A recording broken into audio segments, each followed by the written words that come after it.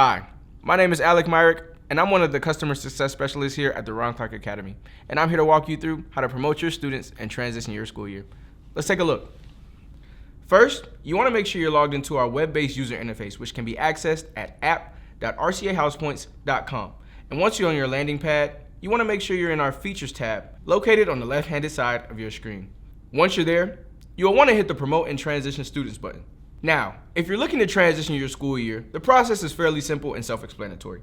You'll want to come over to this button that's labeled Transition School Year, and once you click on it, all you'll have to do is make sure that you confirm, and you'll be good to go. Now, we want to make sure that you only hit this button if you're in between school years. That way, progress that may have been gained throughout the year will not be lost. On the other hand, if you're looking to promote students, the process will go as such. You will come to the same tab and click the Promote Students button. Once you've entered here, you'll be prompted to type in an 8-digit code that will be presented to you right above the text box that you will want to type it in. And after you've done that, it'll take you to a list of all your students that are active in you guys' House Points system. Now what you want to do from there is make sure that you identify each student's role for the preceding year.